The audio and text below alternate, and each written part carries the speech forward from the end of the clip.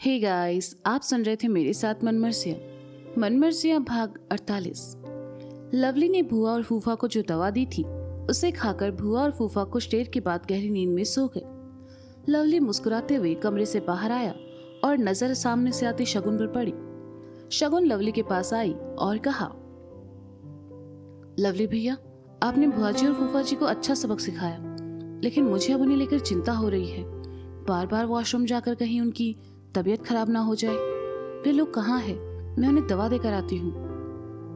अरे शगुन रुको, मैंने उन्हें दवा दे दी है। अभी वो दोनों खाकर आराम कर रहे हैं। तुम खामखा उन्हें लेकर परेशान हो रही हो। लवली ने कहा तो शगुन रुक गई और लवली की तरफ देखकर कहा, अच्छा, आप बिंदिया भाभी से मिलने जाने वाले थे, उसके बारे में आपने पापा जी से बात की? नहीं शगुन, पिताजी से कहा तो वो मुझे वहां नहीं जाने देंगे, इसलिए मैंने। कहते कहते लवली रुक गया। इसलिए आपने क्या भैया? कहीं आपने गुड्डू जी को तो वहां नहीं भेज दिया? शगुन ने चौंक कर कहा। शगुन के मुंह से गुड्डू का नाम सुनकर लवली ने धीरे से हामी में गर्दन हिला दी और ये देखकर शगुन के चेहरे पर चिंता की लकीरें उभर आई और उसने कहा, ओ लवली भैया, ये आपने क्या किया? आपने उन्हें वहां क्यों भेज दिया? आप तो जानते हैं ना, गुड्डू जी ना भी चाहे तब भी उन्हें किसी न किसी मुसीबत में फंसना ही होता है। मुसीबत गुड्डू जी के पास नहीं आती, बल्कि गुड्डू जी खुद मुसीबत के पास जाते हैं, और इस बार तो वो अकेले चकिया गए हैं। पता नहीं क्या होगा उनके साथ। अकेला नहीं है वो, लवली ने धीरे से कहा। मतलब? शगुन ने पूछा। गोलू भी है साथ में, लवली ने अपना नाखून चबाते हुए धीरे से कहा। शगुन ने जैसे ही सुना अपना सर पकड़ लिया, वहीं पास रखे सोफे पर आ बैठी और कहा, लवली भैया, ये आपने क्या किया? गुड्डू जी फिर भी कोई गड़बड़ करने से बच जाए, लेकिन गोलू जी का तो जन्म ही जैसे गड़बड़ करने के लिए हुआ है। आपने नहीं देखा था अम्मा के दिनों में कैसे उलझन पैदा कर दी थी इन सब ने मिलकर, और आपने उन्हें गुड्डू जी के साथ बिंदिया भाभी से मिलने भेज दिया। अरे शगुन, मुझे लगा ये दोनों संभाल लेंगे, इसलिए बस हम उन दोनों की बातों में आ गए, लवली ने शगुन की तरफ आकर कहा। शगुन ने सुना तो अफसोस भरे स्वर में कहा, लवली भैया, लगता है आप अभी गुड्डू जी और गोलू जी के कांडों से वाकिफ नहीं हैं। हम समझे नहीं, लवली ने कहा। शगुन ने लवली से बैठने का इशारा किया और फिर लवली को गुड्डू गोलू के बारे में वो सब बताया जो शादी के बाद मिश्रा जी ने शगुन को बताया था। सब सुनने के बाद लवली ने मायूसी भरे स्वर में कहा, अब क्या होगा शगुन? होना क्या है लवली भैया, अब जब तक सिर्फ गोलू जी और गुड्डू जी पापा जी से पिटते थे, अब आपकी बारी, कहकर शगुन उठी और वहां से चली गई। शगुन, लवली ने मरे हुए स्वर में कहा, मुझसे इस मामले में कोई उम्मीद मत कीजिएगा भैया, पापा जी के खिलाफ तो आज तक माँ जी भी नहीं जा पाई है, कहकर शगुन वहां से चली गई और लवली एक बार फिर सोफे पर आ बैठा। उसे अपनी आंखों के सामने सुबह वाला सीन नजर आने लगा जब मिश्रा जी गुड्डू और गोलू की क्लास लगा रहे थे, और अगले ही पल उनके साथ नजर आया लवली, खुद लवली भी, जो गुड्डू और गोलू के साथ खड़ा मिश्रा जी के गुस्से का सामना कर रहा था। जो साला गुड्डू और गोलू पर भरोसा करके हमने कहीं गलती तो नहीं कर दी? शगुन का वो झूठ नहीं बोलती। अगर ये दोनों ऐसे हैं तो फिर चकिया मां तो कांड होना तय है। उस पर कहीं गुड्डू वहां हमेशा के लिए ना फंस जाए। हमें उन दोनों पर भरोसा करना ही नहीं था। इससे अच्छा खुद जाते और बिंदिया को यहाँ ले आते, उसके बाद जो होता देखा जाता। पता नहीं वक्त तू लोग कहाँ होंगे और क्या कर रहे होंगे, लवली ने गाल से हाथ लगाकर कहा। चाय नाश्ते के बाद गुड्डू पैसे चुकाने चला गया और गोलू ने उठकर अंगड़ाई लेते हुए कहा, ए फूफा, तुम चलकर गाड़ी में बैठो, हम जरा हल्के होकर आते हैं। मंगल फूफा ने उठे तभी उनकी नजर टेबल पर साइड में रखे बिस्कुट पर चली गई। वे वही बिस्कुट थे जो गोलू ने कुत्ते के सामने से उठाकर टेबल पर रखे थे। गोलू के जाते ही मंगल फूफा ने जल्दी जल्दी बिस्कुट उठाए और अपनी शर्ट की जेब में भरकर गाड़ी की तरफ बढ़ गए। पीछे सोते सोते मंगल फूफा थक गए थे, इसलिए आगे गुड्डू के बगल वाली सीट पर आकर बैठ गए और गाड़ी की खिड़की खोल ली। गुड्डू गाड़ी के पास आया और देखा कि मंगल फूफा पहले से गाड़ी में बैठे हैं और गोलू गायब है, तो उसने कहा, अब जे गोलू कहाँ चला गया? वो हल्का होने गया है, मंगल फूफा ने कहा। अच्छा ठीक है, वो आता है तब तक गाड़ी की पिछली सीट पर गिरा शीशा साफ कर देते हैं। वरना बैठेगा कहाँ। कहते हुए गुड्डू ने गाड़ी का पिछला दरवाजा खोला और बाहर से ही सीट पर गिरा शीशा उठाने लगा। गोलू वॉशरूम से बाहर आया और वॉश बेसिन में हाथ धोने लगा। तभी उसे महसूस हुआ जैसे कोई उसकी पैंट खींच रहा है। उसने हाथ धोते धोते नीचे देखा तो पाया कि वही मरियल सा कुत्ता गुस्से से भरकर गोलू को देख रहा था। इंसान तो इंसान, गोलू की किस्मत तो जानवरों के साथ भी बिगड़ी हुई थी। वहां कानपुर में यादव जी की भैंस उसके पीछे पड़ी थी और अब यहाँ ये कुत्ता। गोलू ने भी हिम्मत से काम लिया। वह डरा नहीं और कुत्ते को घूर कर देखा। गोलू को घूर कर देखकर साइड में कुत्ता हट गया तो गोलू से अपनी जीत समझकर मुस्कुराया और कहा, पिंकेश गुप्ता के सामने बड़े बड़े पीछे हट जाते हैं। ए गुड्डू भैया बचाओ। गोलू ने जैसे अपनी तारीफ की, कुत्ता भौंका और गोलू को काटने के लिए उसके पीछे भागा और गोलू के सुर ही बदल गए। गुड्डू ने पूरी सीट साफ कर दी थी, बस एक आखिरी टुकड़ा बचा था। जैसे ही वे उसे उठाने के लिए गाड़ी के अंदर झुका, गोलू भागते हुए आया और गुड्डू को एक जोर का धक्का दिया। बेचारा गुड्डू मुंह के बल गाड़ी की पिछली सीट पर जा गिरा और ऐसा गिरा कि उठ ही नहीं पाया। गनीमत था वह कांच का टुकड़ा उसे नहीं लगा। गोलू ने गुड्डू को नहीं देखा। वह भागते हुए गाड़ी के गोल गोल चक्कर काटने लगा और कुत्ता उसके पीछे। अबे का 4 बिस्कुट खाकर इतनी ताकत आ गई तुम्हारे अंदर जो हमें इतना भगाए रहे हो। अबे रुक जाओ, हमारी सांस फूलने लगी है, गोलू ने भागते हुए कहा।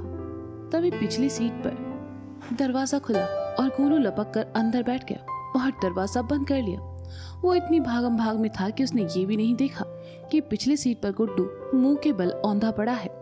उल्टा उसने खिड़की से बाहर झांककर कुत्ते को देखा और उसे चिढ़ाने के लिए जोर जोर से सीट पर कूदते हुए कहा, क्यों अब आया ना मजा? बहुत भगा रहे थे ना हमको साले, अब भगाओ। अब तुम हमरा कुछ नहीं बिगाड़ सकते, बस बाहर से भौंक सकते हो हम पे। भो भो भो हमसे पंगा ले रहे थे ससुरे।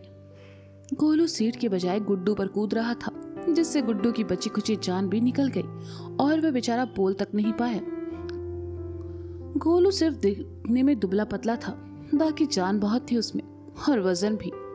अच्छा, इन सब में एक ख्याल ये भी मन में आ रहा होगा कि इतना सब हो रहा है लेकिन मंगल फूफा ने ध्यान क्यों नहीं दिया। वो इसलिए क्योंकि आगे वाली सीट पर बैठकर मंगल फूफा समझने लगे खुद को वीआईपी। इसलिए उन्होंने अपने पैर पसारी डैशबोर्ड पर रखा हेडफोन लगाया कानों पर और फुल वॉल्यूम में गाना चलाकर सर पीछे सीट से लगाकर आंखें मूंद ली। अब गाड़ी के अंदर और गाड़ी के बाहर क्या हो रहा था उससे बेखबर मंगल फूफा गाना सुनते हुए फुलवारी को याद करने लगे। गोलू को खुश देखकर कुत्ता वहां से चला गया। गोलू ने देखा कि मंगल फूफा आगे वाली सीट पर है लेकिन गुड्डू कहीं नजर नहीं आ रहा, तो उसने कहा, फूफा, ओ फूफा, अरे गुड्डू भैया कहाँ है?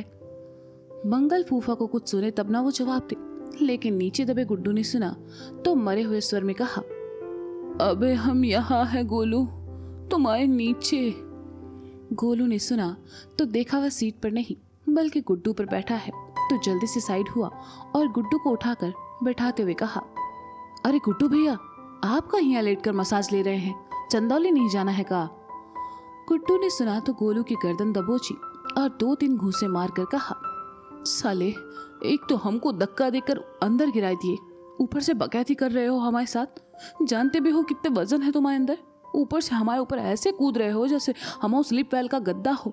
चलो, तुम्हारे जैसे दोस्त हो ना तो दुश्मन की भी जरूरत नहीं है हमें, किसी दिन तुम ही हमारी बत्ती बना दोगे।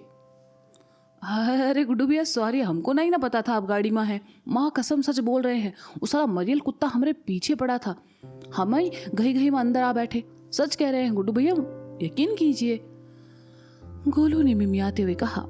गुड्डू ने गोलू को छोड़ा और साइड में होकर अपनी उखड़ी सांसों को ठीक करने लगा। उसने एक नजर गोलू को देखा और अपनी गर्दन की तरफ इशारा करके कहा, साले जान यहाँ तक आ गई थी हमारी, जिंदा चकिया जाने दोगे कि नहीं हमको? अरे सॉरी ना गुड्डू भैया, हो जाती है गलती।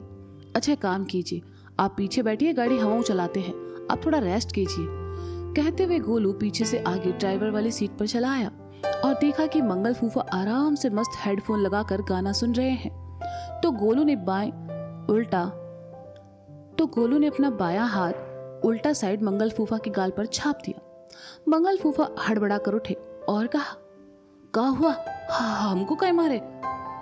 गोलू ने मंगल फूफा को घूरा और कहा, हिया गाड़ी में इतना सब हुई गवा और तुम वो हेडफोन लगाकर संगीत सुन रहे हो। वैसे कहाँ सुन रहे थे? एक लड़की को देखा तो ऐसा लगा, मंगल फूफा ने मुस्कुराकर कहा। कैसा लगा? गोलू ने भी मुस्कुराकर मंगल फूफा की तरफ झुकते हुए कहा।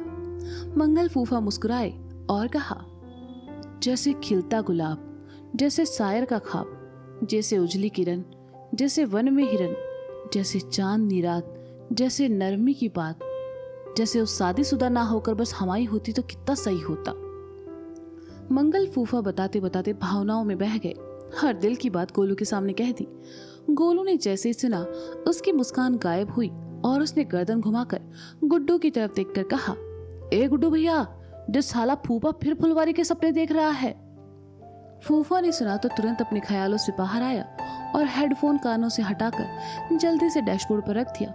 गुड्डू ने सुना तो खिंचकर बोला, फूफा चाहे फुलवारी के सपने देखे, फूफा चाहे राजकुमारी के सपने देखे, तुम अगर 2 मिनट में यहाँ से नहीं निकले ना गोलू, तो तुम्हें दिन में तारे दिखा देंगे हम। साला नाक में दम करके रखे हो दोनों। अब चलोगे कि मुहूर्त निकलवाएं तुम्हारे लिए? गुड्डू को गुस्से में देखकर गोलू ने चुपचाप गाड़ी स्टार्ट की और वहां से निकल गया। 2 घंटे के सफर और 4 घंटे की इस भसड़ में गुड्डू इतना थक गया था कि अपनी आंखें बंद की और सर पीछे सीट से लगा लिया, इस उम्मीद के साथ कि अब कोई गड़बड़ ना हो। चकिया चंदौली। मंगेश और लल्लन पेड़ के नीचे रखे पलंग पर बैठे थे और चाय नाश्ता कर रहे थे। चाय नाश्ते के बाद लल्लन ने कहा, कचौड़ी तो बहुत स्वाद बनी है मंगेशवा, पर का बारात के स्वागत में भी यही कचौड़ी खिलाने वाले हो? अरे नहीं नहीं लल्लन, बारातियों के लिए तो खास इंतजाम किया है, मंगेश ने कहा। खाक इंतजाम किए हो मंगेश? हमें तो दूर दूर तक शादी का टेंट तक नहीं नजर आ रहा। कब बारातियों के सामने हमारी इज्जत मिट्टी में मिलाओगे? लल्लन ने कहा। अरे काहे चिंता कर रहे हो लल्लन, शादी कल शाम में है, आज रात तक टेंट लग जाएगा और सारा बंदोबस्त भी हो जाएगा। बिरजू बता रहा था अभी कुछ देर पहले कि वो वेडिंग प्लानर वाले रास्ते में है। अब कानपुर से चकिया का रास्ता तो कितना दूर है, तुम भी जानते हो। तुम परेशान ना हो, बारातियों का स्वागत बहुत ही अच्छे से करेंगे, तुम्हारी नाक नहीं कटने देंगे, मंगेश ने कहा। अरे तुम्हारे होते हमको काहे की टेंशन, बस एक ही टेंशन है, लल्लन ने कहा। ऊका वो भी बताए दो, अभी हल निकाल देते हैं, मंगेश ने कहा। तुम अपनी बिटिया का ब्याह तो कर रहे हो, पर कल कहीं वो साला लवली ही आ पहुंचा और उसने कोनो तमाशा किया तो? लल्लन ने बहुत ही गंभीरता से कहा। ओ की चिंता तुम नहीं करो लल्लन, ओ के लिए पहले ही पास के गांव से दर्जन भर लड़का लोग बुला लिए हैं। वो साला आएगा अपने दोनों पैरों पर और जाएगा 4 कंधों पर, मंगेश ने नफरत भरे स्वर में कहा। तो लल्लन मुस्कुरा उठा।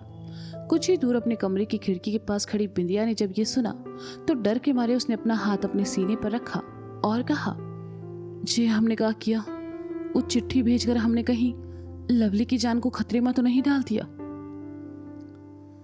तो दोस्तों, गुड्डू और गोलू से हाथ मिलाकर क्या लवली भी खाने वाला है मिश्रा जी से मार? क्या गोलू, गुड्डू और मंगल फूफा सही सलामत पहुंच पाएंगे चकिया? क्या रास्ते में होने हैं अभी और कांड? क्या लवली की जान को है सच में खतरा? जानने के लिए सुनते रहिए मनमर्जिया मेरे साथ। और कहानी अगर आपको पसंद आ रही है तो इसे लाइक करें, कमेंट करें और अपने दोस्तों के साथ शेयर करना बिल्कुल ना भूलें। कहानी को आगे सुनने के लिए आप मेरे चैनल को सब्सक्राइब भी कर सकते हैं। मिलते हैं जल्दी, बाय बाय।